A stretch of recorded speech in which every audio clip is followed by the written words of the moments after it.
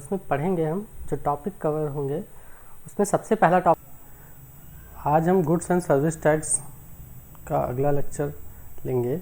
उसमें पढ़ेंगे हम जो टॉपिक कवर होंगे उसमें सबसे पहला टॉपिक है जीएसटी मॉडल। जीएसटी मॉडल में हम सिंगल जीएसटी और डुअल जीएसटी क्या होता है ये पढ़ेंगे। टाइप ऑफ जीएसटी, जीएसटी के जो प्रकार हैं, सीजीएसटी, एसजीएसटी, यूटीजीएसटी, आईजीएसटी ये क्या हैं, और levy and collection of GST इसके बारे में पढ़ेंगे। चलिए स्टार्ट करते हैं।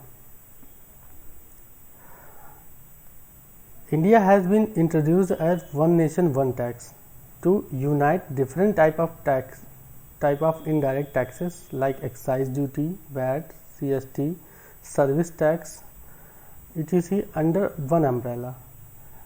GST जो है इस कॉन्सेप्ट के आधार पे अप्लाई किया गया था कि एक नेशन के लिए एक टैक्स हो, एक देश के लिए एक टैक्स हो, और इस टैक्स के अंतर्गत जितने भी विभिन्न प्रकार के टैक्स स्टेट गवर्नमेंट और सेंट्रल गवर्नमेंट कलेक्ट कर रही थी, जिनमें कुछ प्रमुख नाम excise duty, VAT, CST, service tax हैं, इनको एकीकृत कर दिया गया, आपस में मिला करके एक सिंगल नेम रख दिया गया जीएसटी। तो GST one nation one tax के रूप में इंट्रोड्यूस किया गया है। अब वन नेशन वन टैक्स का मतलब क्या है, इसका क्या मतलब, क्या इसका मतलब है कि भारत में एकल जीएसटी मॉडल अपनाया है?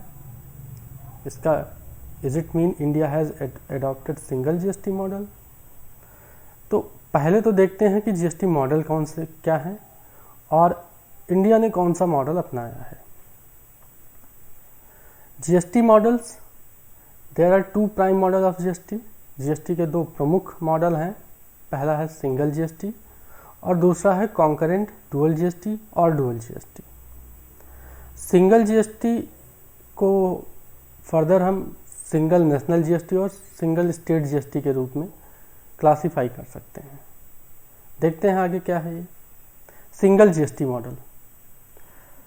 सिंगल जीएसटी मॉडल में सबसे पहला जीएसटी मॉडल जो है सिंगल नेशनल जीएसटी, ये क्या है? National GST is one of the peculiar model of GST where two level of government, that is center and states, combine their levies in the form of single national GST along with appropriate revenue sharing arrangements among them।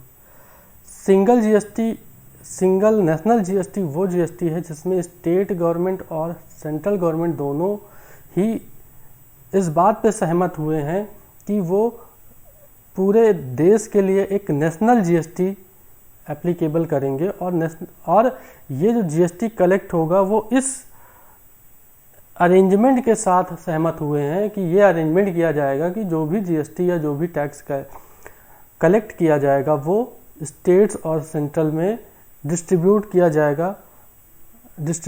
जाएगा। जो भी prescribed formula अपनाया जाएगा distribute करने के लिए, जो suitable होगा स्टेट और सेंट्रल के बीच में, इस बीच पे सहमति बनती है। तो जहाँ पर स्टेट गवर्नमेंट और सेंट्रल गवर्नमेंट दोनों ही इस बात पे सहमत होती हैं कि सिंगल नेशनल जीएसटी होना चाहिए और ये सिंगल नेशनल जीएसटी से कलेक्टेड मनी या रेवेन्यू को आपस में डिस्ट्रीब्यूट कर लिया जाएगा, ऐसा अरेंजमेंट भी किया जाता है। तो वो उस तरह का जो जीएसटी का मॉडल है वो क्या है? Single national GST. अगर हम एग्जांपल के रूप में देखें तो Australia is the most recent example of national GST which is levied and collected by centre but proceed of which are allocated entirely to state. यहाँ पर क्या है कि सेंट्रल गवर्नमेंट यानी ऑस्ट्रेलिया की गवर्नमेंट जीएसटी लेवी करती है और कलेक्ट करती है, और जो कलेक्शन होता है, जो प्रोसीड्स मिलती है, जो रेवेन्यू कलेक्ट होता है, उसे स्टेट्स के बीच में बांट दिया जाता है। उसकी दूसरी तरफ अगर हम बात करें सिंगल स्टेट जीएसटी का क्या मतलब है? GST at government state government level only. This model is a inverse of single national GST. ये सिंगल नेशनल जीएसटी मॉडल का ठीक उल्टा है। In the single national GST model central government tax लगाती है, जबकि under this model GST would be levied by state only. जबकि इस मॉडल में जीएसटी केवल स्टेट गवर्नमेंट के द्वारा ही लगाया जाता है और कलेक्ट किया जाता है। In this model centre relinquish its entitle to collect GST. इस मॉडल में सेंट्रल गवर्नमेंट क्या करती है, अपने जीएसटी कलेक्शन, जीएसटी लगाने और जीएसटी कलेक्ट करने की जो शक्ति है उसको छोड़ देती है। ठीक है, अपने जीएसटी लगाने की शक्ति को छोड़ देती है या सरेंडर कर देती है, केवल स्टेट गवर्नमेंट को ही अथॉरिटी दे देती है कि केवल स्टेट गवर्नमेंट ही जो है जीएसटी लगाए। तो दोनों ही जीएसटी में देखते हैं हम कि या तो स्टेट गवर्नमेंट जीएसटी लगाती है और या तो सेंट्रल लेवल पे ही जीएसटी होती है। एग्जाम्पल के रूप में देखें कि सिंगल स्टेट जीएसटी का एग्जाम्पल क्या है। USA is the most prominent example of this kind of model. USA में single state GST model applicable है। वहाँ पे हर स्टेट के लिए अपना अलग जीएसटी मॉडल है, जीएसटी मॉडल अप्लाई करते हैं, जीएसटी टैक्स रेट अप्लाई करते हैं, और वहाँ पे सेंट्रल गवर्नमेंट जीएसटी के नाम से कोई टैक्स नहीं वसूलती है। अब बात करते हैं कि कॉन्करेंट ड्यूअल जीएसटी क्या है। What is concurrent dual GST? As the name suggest, under this model a concurrent or dual GST is levied by center and state. Dual GST levied by center and state both goods and services. इस model के तहत माल और सेवाओं पर दोनों केंद्र और राज्य सरकार द्वारा एक दोहरी जीएसटी लगाई जाती है। ये model, this model is based on the concept of sharing revenue by state and centre to create good balance between physical autonomy of state and the union. यह मॉडल जो है राजस्व के बंटवारे, राजस्व के समान बंटवारे और जो राजकीय या राजकोषीय स्वायत्तता है, दोनों के कॉन्सेप्ट पे बेस है। यानी कि इस मॉडल में स्टेट गवर्नमेंट और सेंट्रल गवर्नमेंट की जो राजकोषीय स्वायत्तता है, फिजिकल ऑटोनॉमी है, वो भी बरकरार रहती है, और जो है जीएसटी का जो डिस्ट्रीब्यूशन है, जो टैक्स का डिस्ट्रीब्यूशन है, इक्वल डिस्ट्रीब्यूशन, बैलेंस डिस्ट्रीब्यूशन जो है स्टेट और सेंटर के बीच में हो जाता है। ये मॉडल जो है, this concurrent dual GST model has been successfully implemented in Canada and Brazil. ये मॉडल जो है कनाडा और ब्राज़ील में सक्सेसफुली इम्प्लीमेंट किया गया है, जहां पर this model provide to an efficient model to remove cascading effect of taxation and create physical balance between union state. ये जो है कास्केडिंग इफेक्ट ऑफ टैक्स को पूरी तरीके से रिमूव करता है और फिजिकल बैलेंस, राजकोषीय संतुलन को स्टेट और यूनियन के बीच में, केंद्र और राज्य सरकारों के बीच में जो फिजिकल बैलेंस है, राजकोषीय संतुलन है, उसे बनाए रखता है। यहाँ पर हम राजकोषीय संतुलन की बात कर लेते हैं। राजकोषीय संतुलन से मतलब क्या है? पिछले लेक्चर में हमने पढ़ा था कि जो है, जो कॉन्स्टिट्यूशनल फ्रेमवर्क है किसी भी देश, इंडिया में जो है टैक्स लगाने का, उसमें सेंट्रल गवर्नमेंट और स्टेट गवर्नमेंट दोनों को ही अलग अलग राइट दिए गए थे कि वो जो है किन किन एरियाज़ में, किन किन सब्जेक्ट मैटर में टैक्स लगा सकते हैं। उसके लिए हमने जो है लिस्ट 1 और list 2, list 3, union list, state list और कॉन्करेंट लिस्ट के बारे में पढ़ा था। हमने पढ़ा था कि जो यूनियन लिस्ट है, यूनियन लिस्ट के एंट्री नंबर 82 से जितने भी 82 से आगे जो मॉडल हैं, उसमें कुछ मामले जिस पे जो है सेंट्रल गवर्नमेंट टैक्स लगा सकती है और स्टेट गवर्नमेंट के लिए भी कुछ इंटरेस्ट थी जिन सब्जेक्ट मैटर पे सेंट्रल गवर्नमेंट टैक्स लगा सकती थी। सेंट्रल गवर्नमेंट और स्टेट गवर्नमेंट दोनों टैक्स लगा सके, इसके लिए कॉन्स्टिट्यूशन में अमेंडमेंट किया गया था। तो यहाँ पर हम देखें कि फिजिकल ऑटोनॉमी का मतलब क्या है। इंडिया और state, India is the union of state. India की गवर्नमेंट टैक्स कलेक्ट करती है, टैक्स कलेक्टेड मनी को, जो रेवेन्यू आता है टैक्सेस से, उस रेवेन्यू को खर्च करती है पब्लिक वेलफेयर में। मींस सेंट्रल गवर्नमेंट अपने खर्च के लिए रेवेन्यू जनरेट करती है, रेवेन्यू कलेक्ट करती है थ्रू टैक्स। इसी तरह स्टेट गवर्नमेंट भी रेवेन्यू कलेक्ट करती है टैक्स लगा करके, और इस रेवेन्यू को यूज़ करती है पब्लिक वेलफेयर में। तो दोनों ही केस में स्टेट गवर्नमेंट और सेंट्रल गवर्नमेंट दोनों को ही चाहिए रेवेन्यू जो है टैक्स चाहिए रेवेन्यू अपनी पब्लिक सर्विसेज को प्रोवाइड करने के लिए। तो दोनों ही इस जो रेवेन्यू जनरेट होता है टैक्सेस के थ्रू, ये किसके अंतर्गत आता है? फिजिकल पॉलिसी के अंतर्गत। तो फिजिकल बैलेंस बना रहे, सेंट्रल गवर्नमेंट भी जो है टैक्स कलेक्ट कर सके, स्टेट गवर्नमेंट भी टैक्स कलेक्ट कर सके। तो दोनों ही केस में डुअल जीएसटी मॉडल क्या करता है, ये एक बैलेंस क्रिएट करता है जिसमें यूनियन गवर्नमेंट भी टैक्स कलेक्ट कर सकती है और स्टेट गवर्नमेंट भी टैक्स कलेक्ट कर सकता है, यानी कि उनके जो फिजिकल ऑटोनॉमी है उसमें छेड़छाड़ नहीं होती है। अब आगे बात करते हैं कि तो कॉन्करेंट डुअल जीएसटी को हम जो है शॉर्ट में अगर समझना चाहें तो सिंपल है कि स्टेट गवर्नमेंट और union government simultaneously levy GST on taxable supplies of goods और सर्विसेज और बोथ।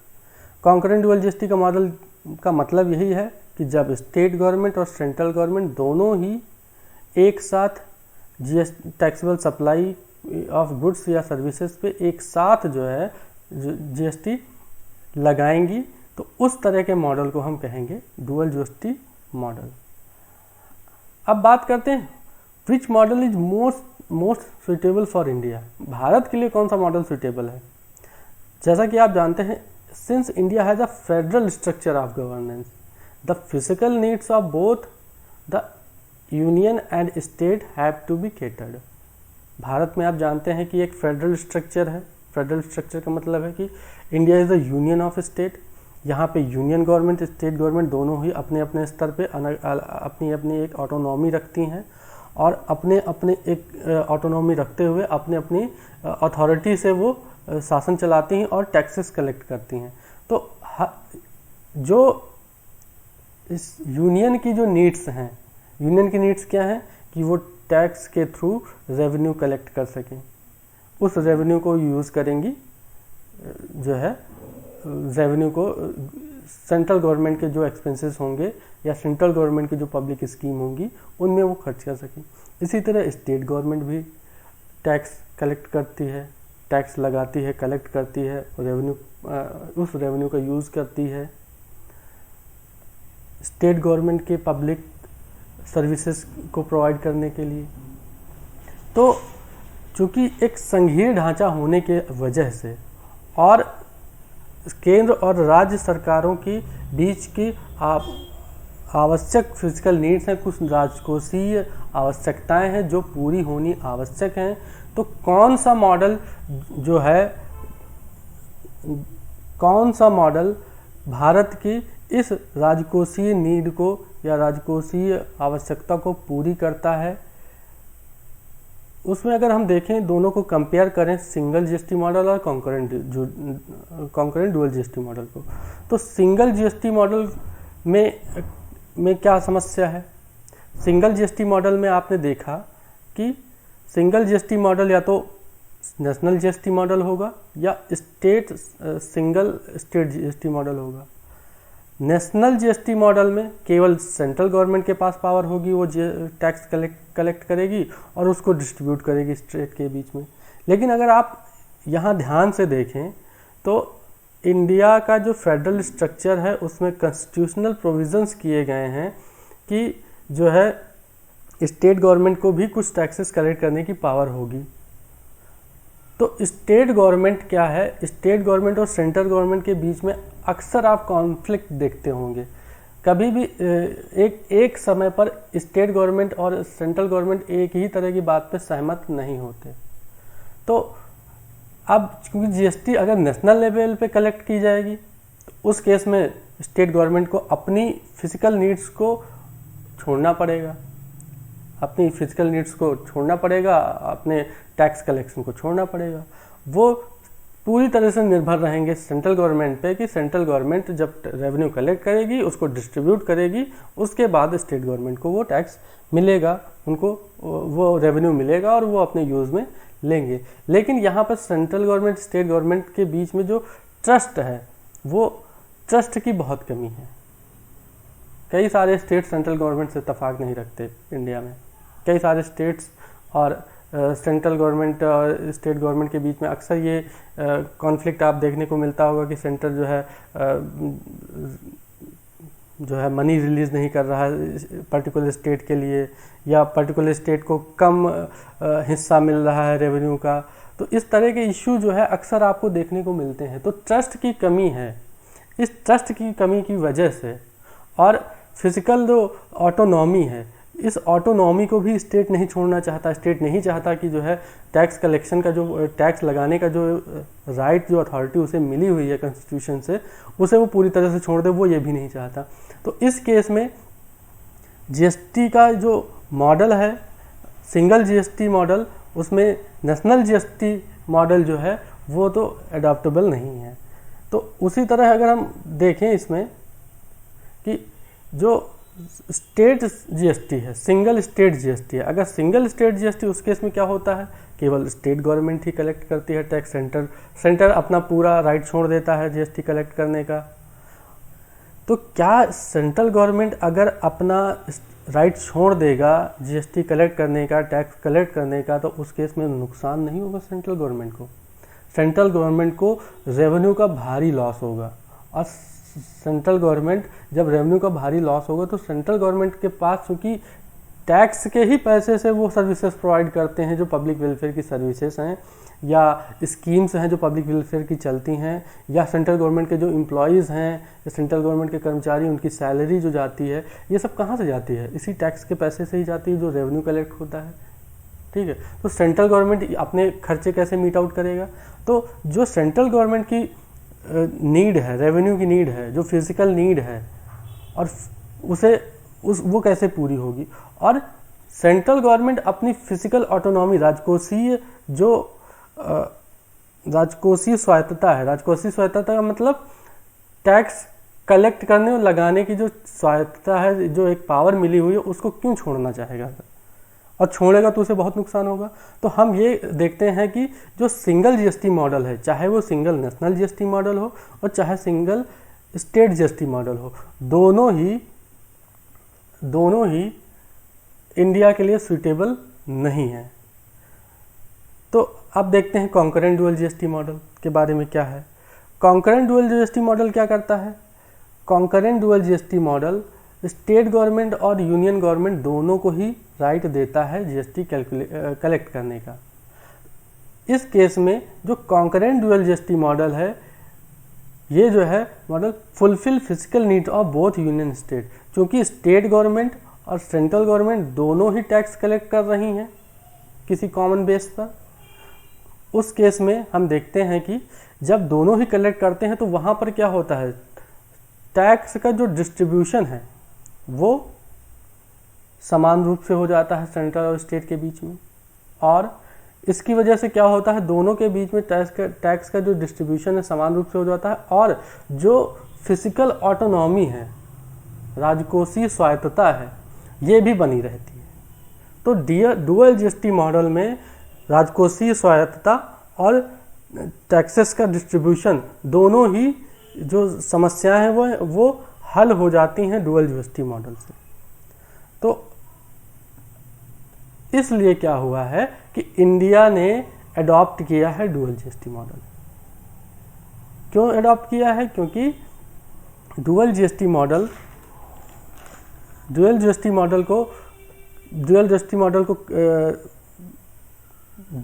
मॉडल को कंसीडर करने का जो सजेशन दिया था वो केलकर कमेटी ने दिया था।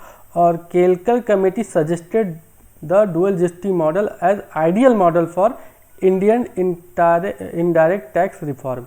इनडायरेक्ट टैक्स रिफॉर्म के लिए उन्होंने, केलकर कमेटी ने डुअल जीएसटी मॉडल को रेकमेंड किया। अब तो डुअल जीएसटी मॉडल के रिकमेंडेशन पे उसके क्या एडवांटेज थे, क्या एडवांटेज है?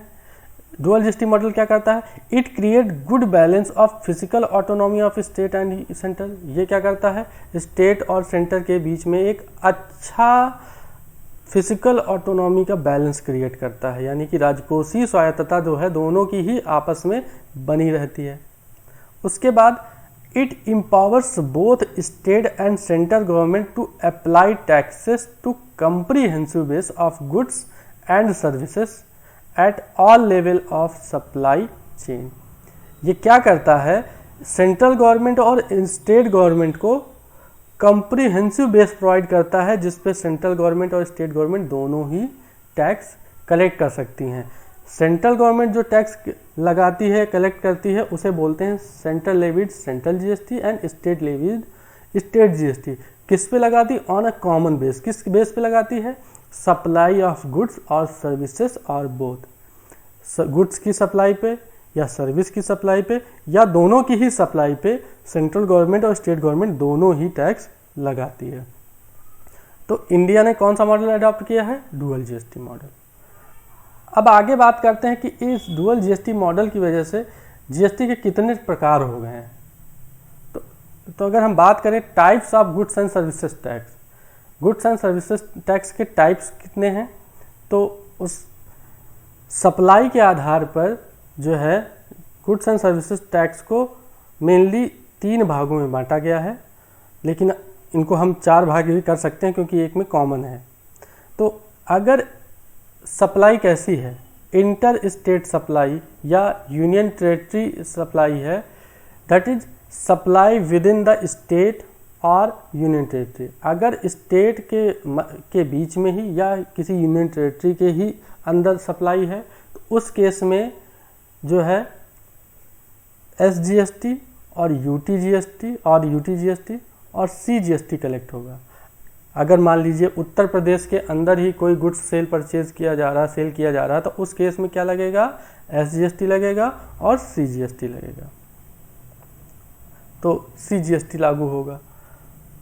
अगर मान लीजिए कोई यूनियन टेरेटरी है, यूनियन टेरेटरी जैसे आप जानते हैं कि भारत जो है 28 राज्यों और 8 यूनियन टेरेटरीज़ में बटा हुआ है, जिसमें से 2 यूनियन टेरेटरीज़ ऐसी हैं जहां पर कि लेजिस्लेचर बॉडी कंस्टिट्यूट है, लेजिस्लेचर है, वहाँ पे विधानसभा है, उसमें दिल्ली और पुदुचेरी हैं।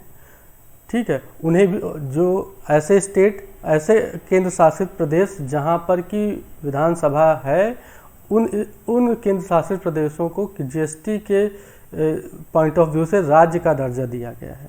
ठीक है, और यूनियन टेरेटरी उन्हें कहा गया है जहाँ पर कि जो है स्टेट लेजिस्लेचर या लेजिस्लेचर नहीं है या विधानसभा नहीं है, जहाँ पे विधानसभा नहीं है ऐसे केंद्र शासित प्रदेशों को केंद्र शासित प्रदेश ही कहा जाता है। तो केंद्र शासित प्रदेश में UTGST और CGST एप्लीकेबल होगा और स्टेट में SGST और CGST एप्लीकेबल होगा। अगर हम आगे बात करें इंटर स्टेट सप्लाईज का मतलब क्या है? आउटसाइड द स्टेट और यूनियन टेरेटरी। अगर सप्लाई एक स्टेट से दूसरे स्टेट में या एक यूनियन टेरेटरी से दूसरी यूनियन टेरेटरी में, एक यूनियन टेरेटरी से दूसरे स्टेट में या एक स्टेट से दूसरे यूनियन टेरेटरी में सप्लाई होता है तो उस केस में IGST एप्लीकेबल होगा। तो गुड्स एंड सर्विसेज टैक्स को हम 4 भागों में बांटते हैं। अब देखते हैं कैसे ये कलेक्शन करते हैं टैक्सेस को, कौन लगाता है टैक्स। तो इस टेबल से आपको समझ में आएगा कि जीएसटी के जो अलग अलग टाइप हैं उनके फुल फॉर्म क्या हैं, कलेक्शन कौन करता है और कौन से एक्ट के अंतर्गत वो टैक्स कलेक्ट किए जाते हैं। तो सबसे पहला है CGST को हम क्या कहते हैं? Central goods and services tax. और ये लेवी किसके द्वारा किया जाता है? लेवी एंड कलेक्शन किसके द्वारा किया जाता है? सेंट्रल गवर्नमेंट के द्वारा। और इस किस टैक्स के किस एक्ट के अंतर्गत ये कलेक्ट किया जाता है? CGST act 2017। लास्ट क्लास में हमने डिस्कस किया था कि कॉन्स्टिट्यूशनल प्रोविज़न में हमने ये डिस्कस किया था कि कॉन्स्टिट्यूशन में ये प्रोविज़न है कि आर्टिकल 265 में हमने ये पढ़ा था कि कोई भी व्यक्ति या कोई भी स्टेट या कोई भी राज्य बिना अथॉरिटी ऑफ लॉ के टैक्स नहीं कलेक्ट कर सकता, बिना अथॉरिटी ऑफ लॉ के टैक्स नहीं कलेक्ट कर सकता। उसमें हमने ये कहा था कि जब भी कोई टैक्स एप्लीकेबल करना है, जब भी कोई टैक्स लगाना है या कलेक्ट करना है, चाहे सेंट्रल गवर्नमेंट को चाहे स्टेट गवर्नमेंट को, दोनों को ही टैक्स लगाने और वसूलने के पहले एक्ट की अथॉरिटी देनी पड़ेगी, यानी कि एक्ट पारित करना पड़ेगा। अगर सेंट्रल गवर्नमेंट टैक्स लगाना चाहती है तो सेंट्रल गवर्नमेंट को संसद में अपना जो है एक्ट पारित करना पड़ेगा। अगर स्टेट गवर्नमेंट अगर टैक्स लगाना चाहती है तो स्टेट गवर्नमेंट को अपने स्टेट लेजिस्लेचर या विधानसभा में उस एक्ट को पारित करवाना होगा, और उसी एक्ट के अंतर्गत वो टैक्स जो प्रोविज़न किए गए हैं एक्ट में, उसी प्रोविजंस के अनुसार ही टैक्स कलेक्ट किया जा सकता है। तो CGST एक्ट को कलेक्ट करने की जो अथॉरिटी किस एक्ट के थ्रू मिलती है सेंट्रल गवर्नमेंट को? CGST एक्ट 2017 के द्वारा। उसके बाद हम बात करते हैं SGST। SGST को क्या कहते हैं? State goods and services tax. इसका लेवी एंड कलेक्शन कैसे होता है? It is levied and collected by state government और यूनियन टेरिटरीज विद लेजिस्लेचर। हमने पहले ही बात की कि ऐसी यूनियन टेरिटरीज जहाँ पर क्या है, विधानसभा है, वो उनको क्या GST के संदर्भ में उन्हें हम क्या कहते हैं? स्टेट कहते हैं। ठीक है, तो जहाँ पर लेजिस्लेचर बॉडी है, विधानसभा है, उनको हम स्टेट कहेंगे, और वहाँ पे जो टैक्स लगाने और उसे कलेक्ट करने का जो राइट होगा किसके पास होगा? उसी स्टेट का होगा। और किस एक्ट के अंतर्गत आएगा? हर स्टेट को अपना अपना SGST एक्ट पारित करना होगा। बिना एक्ट के टैक्स नहीं कलेक्ट कर सकते, क्योंकि संविधान रोकता है कि बिना अथॉरिटी ऑफ लॉ के टैक्स नहीं कलेक्ट किया जा सकता। इसलिए हर स्टेट को अगर टैक्स कलेक्ट करना है GST के नाम से, तो उसे अपने स्टेट का GST एक्ट पारित करना होगा। जैसे उत्तर प्रदेश ने SGST कलेक्ट करने के लिए उत्तर प्रदेश GST एक्ट 2017 पारित किया है विधानसभा में, और इसी एक्ट के प्रोविजन के अनुसार जो है वो टैक्स कलेक्ट करता है। अब यहाँ पे बात आती है कि सेंट्रल GST और SGST दोनों एक्ट अलग अलग हो गए, तो हर एक्ट में हो सकता है प्रोविज़न अलग अलग हो, तो यहाँ तो जो है टैक्स कलेक्शन और टैक्स को लगाने में हो सकता है डिफरेंस हो जाए। बिल्कुल ऐसा नहीं है। जो SGST एक्ट हैं या UTGST एक्ट हैं वो हूबहू कॉपी हैं किसके? CGST एक्ट के। CGST एक्ट के हूबहू कॉपी हैं, यानी कि अगर हम बात करें कि चार्जिंग सेक्शंस क्या होंगे, chargeability, basic feature of law का जो फीचर है दोनों समान है। Chargeability, definition of taxable event and taxable person, measures of levy including valuation provision, basis of classification, ये सारी चीज़ें, चाहे वो डिफिनीशन से रिलेटेड मामला हो, चाहे पर्सन से रिलेटेड मामला हो, चाहे वैल्यूएशन से रिलेटेड मामला हो, जो CGST एक्ट में जो प्रोविजंस हैं वही प्रोविजन सेम SGST एक्ट में। तो दोनों ही एक ही जैसे एक्ट हैं, इसलिए कोई जो है मिसमैच का इशू नहीं उठता है कि जो है CGST एक्ट के प्रोविजन के अनुसार अलग हो जाएगा, SGST के अनुसार अलग हो जाएगा। उसके बाद बात करते हैं कि UTGST का मतलब क्या है? Union territory goods and services tax. ये जो टैक्स है levied and collected by UTs, union territory यानी केंद्र शासित प्रदेशों के द्वारा लगाया और कलेक्ट किया जाता है वहाँ पर जहाँ पर कि विधानसभा नहीं है। जहाँ पे विधानसभा नहीं है ऐसे क्षेत्रों को क्या कहा जाता है? केंद्र शासित प्रदेश। और केंद्र शासित प्रदेश में GST लगाने और कलेक्ट करने का पावर केंद्र शासित राज्यों को ही दिया गया है, और इसके लिए UTGST एक्ट 2017 पारित किया गया है, और UTGST एक्ट सेंट्रल गवर्नमेंट के द्वारा पारित किया गया है। ओके, ये ध्यान रखिएगा कि स्टेट GST एक्ट जो है वो जो है संबंधित स्टेट गवर्नमेंट के या स्टेट लेजिस्लेचर बॉडी के द्वारा पारित किया गया है, स्टेट लेजिस्लेचर ने बनाया है वो एक्ट, जबकि यूटीजीएसटी एक्ट सेंट्रल गवर्नमेंट ने बनाया है। उसके बाद आगे बात करते हैं IGST, integrated goods and service tax. ये integrated goods and service tax जो है लेवी एंड कलेक्ट किया जाएगा किसके द्वारा? सेंट्रल गवर्नमेंट के द्वारा। और इस टैक्स को कलेक्ट करने की अथॉरिटी किस एक्ट के द्वारा आती है, किस एक्ट के अनुसार आती है? IGST act 2017। आगे बात करते हैं कि जो है इंट्रा स्टेट सप्लाई क्या है। हमने देखा था कि हमने सप्लाई के आधार पे ये डिस्ट्रीब्यूशन किया है या क्लासिफिकेशन किया है जीएसटी का। तो उसमें दो टाइप हमने बात की है, पहले इंट्रा स्टेट सप्लाई और दूसरा इंटर स्टेट सप्लाई। तो इंट्रा स्टेट सप्लाई क्या है? आप जानते हैं कि GST is applicable on the supply of goods और सर्विसेज और बोथ। जीएसटी जो है वस्तु या सेवा या दोनों की आपूर्ति पे ही लागू होता है। In the case of intra state supply, intra state supply का मतलब क्या है? सप्लाई विद इन स्टेट और यूनियन टेरिटरी। अगर स्टेट और या फिर यूनियन टेरिटरी के बीच में ही कोई सप्लाई होती है तो सीजीएसटी किसको पेबल होगा? सेंट्रल गवर्नमेंट को। एसजीएसटी किसको पेबल होगा? स्टेट गवर्नमेंट को। लेकिन अगर स्टेट का केस नहीं है, केंद्र शासित प्रदेश का केस है, तो उस केस में यूटीजीएसटी जो है यूनियन टेरिटरी को पेबल होगा। इसके एग्जाम्पल के रूप में देखें तो मान लीजिए कोई सप्लायर है, कोई गुड्स सेल करता है लखनऊ से इलाहाबाद। तो आप जानते हैं लखनऊ से इलाहाबाद ये किस स्टेट के अंदर आता है? लखनऊ और इलाहाबाद ये उत्तर प्रदेश के अंतर्गत आता है। तो यहाँ पर जो सप्लाई है वो एक ही स्टेट के अंतर्गत है, इसलिए in this case CGST and SGST will be levied, या इस केस में सीजीएसटी और एसजीएसटी लागू होगा या लगाया जाएगा। दूसरा अगर एग्जांपल देखें, कोई यूनियन टेरिटरी है चंडीगढ़, हमने एग्जांपल लिया चंडीगढ़।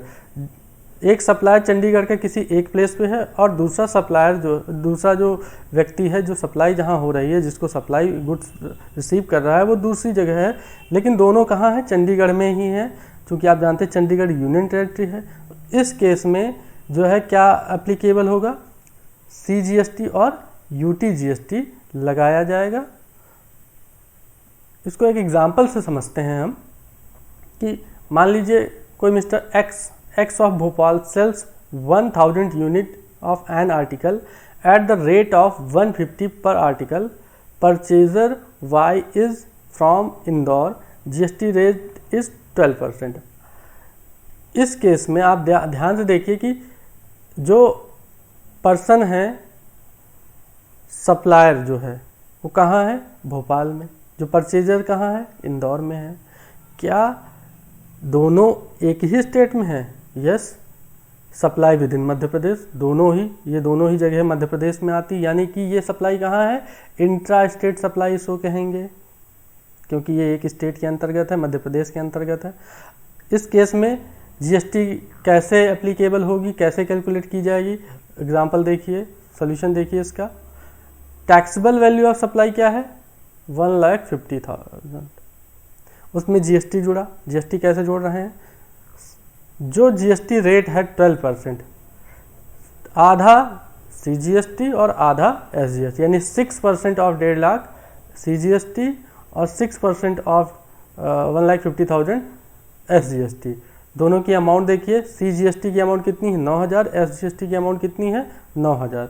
टोटल 18,000 रुपीज़ जो है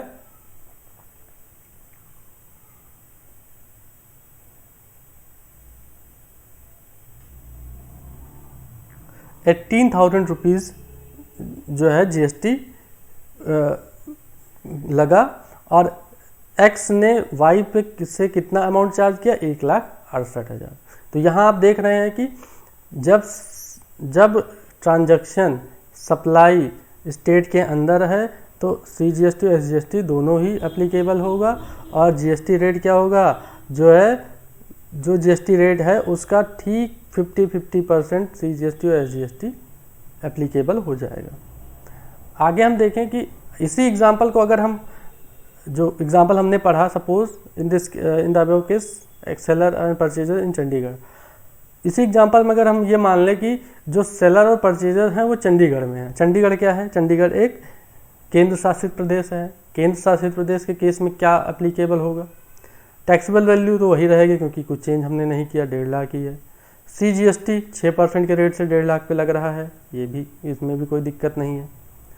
अब CGST के बाद स्टेट के केस में SGST लगा था, लेकिन केंद्र शासित प्रदेश के केस में क्या लगेगा? UTGST, union territory goods and services tax, और चंडीगढ़ स्टेट को ये टैक्स जाएगा और ठीक 50% उस GST रेट का होगा।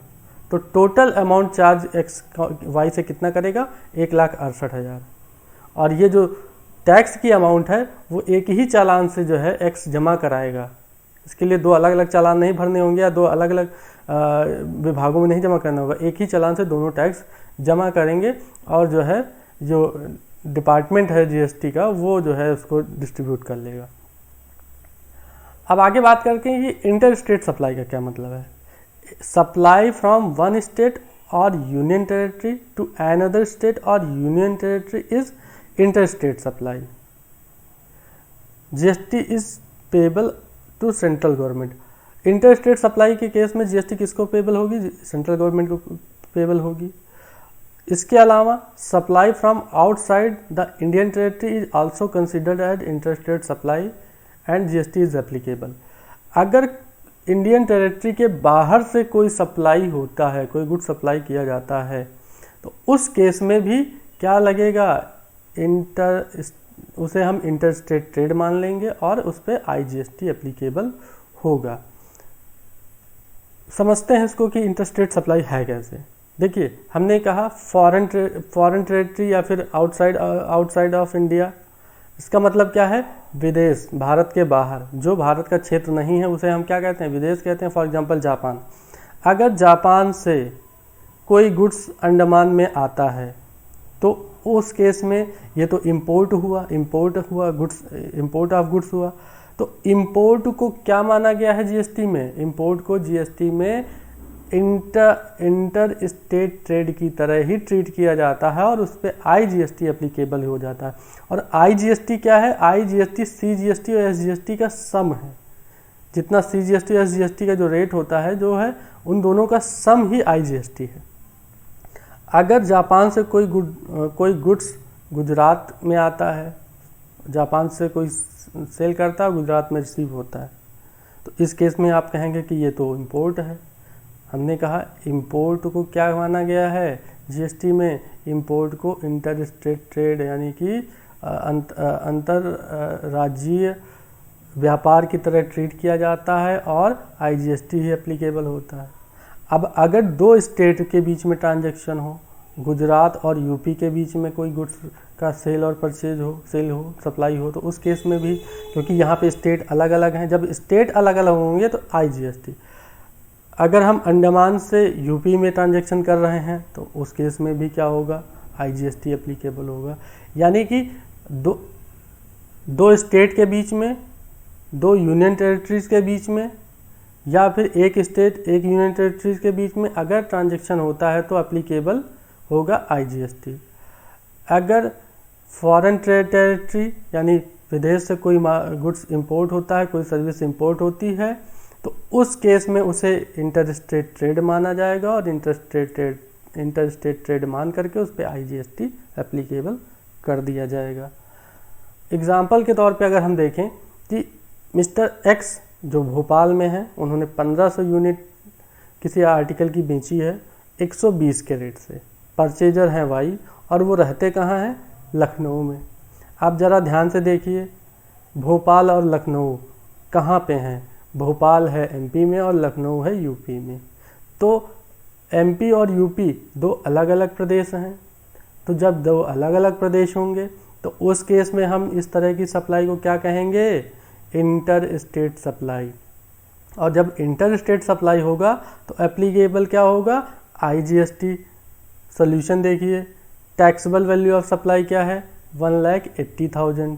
1,80,000 पे आपने पीछे देखा था कि जब विद इन अ स्टेट था तो वहाँ पे हम CGST और SGST लगा रहे थे, लेकिन यहाँ पे हम केवल IGST लगाएंगे। और IGST क्या लगाएंगे? फुल रेट से, जो GST का रेट है 12% से, यानी कि 21,600 टोटल GST कलेक्ट होगी सेंट्रल गवर्नमेंट को IGST के रूप में।